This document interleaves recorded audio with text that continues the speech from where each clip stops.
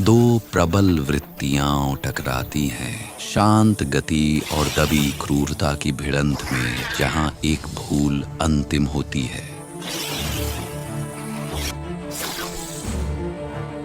Sherwal cobra की बिजली सी तेज प्रतिक्रियाओं को नकली झपटों से परखता है। सांप के लिए बस जिंदा रहना, बिल्ली के लिए एक चूक का मतलब है जानलेवा डंक।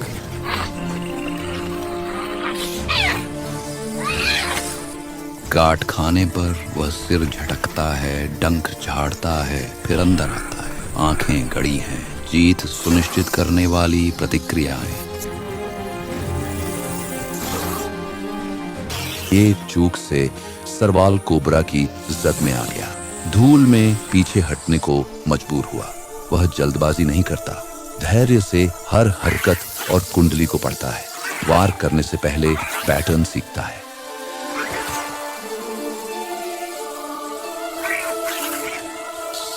सांप तेजी से, तीखेपन से और जानलेवा झपटता है। शेरवाल दूरी परखते हुए अंदर बाहर आता जाता है, जबकि कोबरा फन फैलाए वार को तैयार उठता है। बिल्ली सिर पर दबाव बनाने को झपटती है, फिर कोबरा के पलटवार से पहले कूद जाती है। इस क्रम को तेज, जोखिम भरे झटकों में दोहराती है और हर बार शेरवाल पीछे की ओर या सीधे ऊपर की ओर उछल पड़ता है, जिससे उसके नुकीले दांत खाली हवा में ही झपटते रह जाते हैं।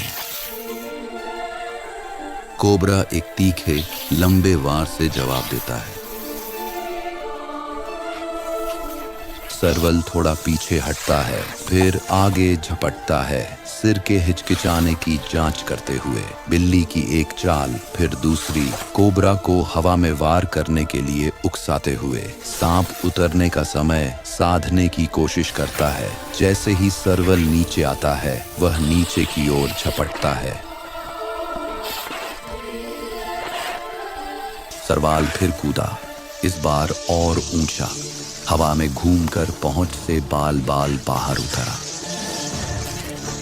यह आदान प्रदान एक अथक लय में ढल जाता है। आगे बढ़ना, धमकाना, वार करना, बचना, लौटना, फिर धमकाना। कोबरा छोटे और तेज हमले करता है। बिल्ली को पैर जमाने के पल में दबोचने की कोशिश करता है। शेरवाल सही मौके को नकारता रहता है, उछलकर दूर हटता है, फिर सिर पर दबाव बनाने के लिए झटके से वापस आता है, बिना फंसे। एक और झांसा, एक और झपट्टा। शेरवाल ऊंची छलांगों से जवाब देता है। तेज ऊर्ध्वाधर उछाल, बस इतनी देर जमीन पर टिकता है कि फिर से उछल पड़े। शेरवाल हवा में ही मुड़ जाता है और पहुंच से बाहर उतरता है। जीत और हार के बीच की रेखा एक ही लक्ष्य है, सिर, और शेरवाल उसे हासिल करने को तैयार है। एक आखिरी छलांग, एक आखिरी प्रतिबद्धता। जबड़े खुले, चेहरे और खोपड़ी पर एक मजबूत पकड़, एक ऐसी पकड़ जो काटने को खत्म कर दे। कुंडलियां शेरवाल के पैरों से टकराईं, बेताब, हिंसक, लेकिन शेरवाल दृढ़ स्थिर अडिग रहा, जब तक संघर्ष कमजोर न हुआ। लड़ाई ढीली पड़ जाती है।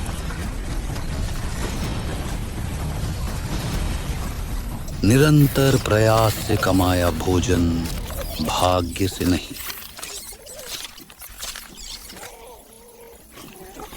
कभी कभी सवाना में शिकार सिर्फ भूख के लिए नहीं किया जाता।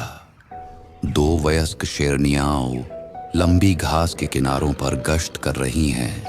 हवा में हर कंपन और झाड़ियों की हर सरसराहट दर्ज की जाती है। शेरवाल शावक खुले में फंस जाता है। इस कोमल उम्र में इसका अस्तित्व पूरी तरह मां के छिपाव पर निर्भर करता है, पर यहाँ कोई आड़ नहीं है। शेरनी को आसान शिकार लगा। वह अपना विशाल गद्देदार पंजा आगे बढ़ाती है। शावक को तुरंत जकड़ लिया जाता है। वह अपने अगले पंजों से छोटे शरीर को संभालती है। उसकी हरकतें चंचल लगती हैं, फिर भी उनमें सैकड़ों पाउंड का वजन होता है। शेर के लिए ये मुलायम है, सरवल के लिए ये घातक है। छोटी बिल्ली अब और विरोध नहीं करती। आसपास की झाड़ियों में मां सरवल शायद देख रही होगी, लेकिन दो शीर्ष शिकारियों के सामने वह छिपने के लिए जैविक रूप से तैयार है। शावक की सांसें धीमी होकर रुक जाती हैं, लेकिन शेरनी अभी रुकी नहीं है। वह शावक का सिर अपने मुंह में लेती है। वह उसे मैदान का स्याह पहलू है, विस्थापित शिकारी वृत्ति। वह फिर शव उठाती है। उसके दांत मुलायम फर में धंसते हैं। यह प्रभुत्व का एक निरर्थक कृत्य है।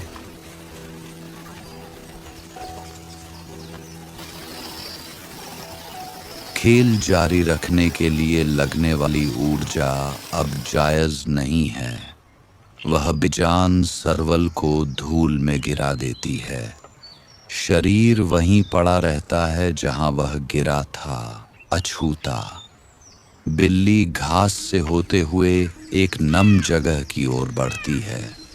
उसके पैर मजबूत घास के गुच्छों पर पड़ते हैं, नरम कीचड़ से बचते हुए। किनारे पर कई छोटे जानवर पल सकते हैं। सरवल देखने के साथ साथ सुनकर भी शिकार करते हैं। शिकार ने पास में दबाव महसूस किया है, अक्सर कंपन, गंध या परछाई के हल्के बदलाव से।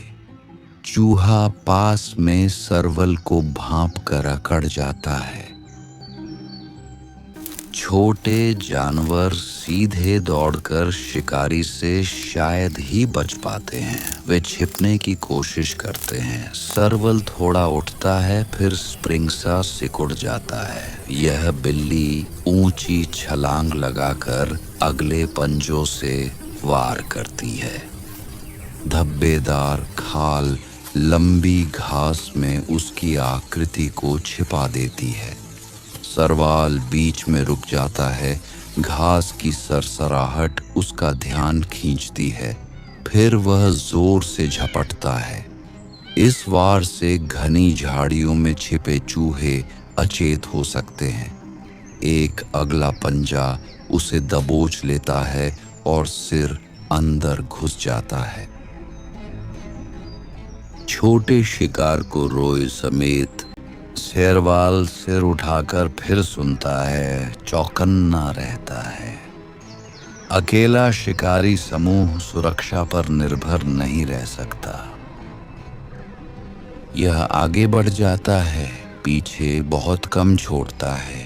जब भोजन इतना कम हो तो सफाई करने वालों को कम ही मौके मिलते हैं। कुछ प्रजातियां लगातार चलती रहती हैं, दूसरे इंतजार करते हैं, हालात बदलने तक ऊर्जा बचाते हुए। हाथी चलते हुए जमीन का रूप बदल देते हैं। रास्ते खोलना, पेड़ हटाना और दशकों से मिले ज्ञान से युवा सदस्यों का मार्गदर्शन करना। एक प्रणाली जो शांति नहीं, सटीकता पर आधारित है, जहां अस्तित्व ताल, संयम और रथुओं के बदलने पर निर्भर करता है।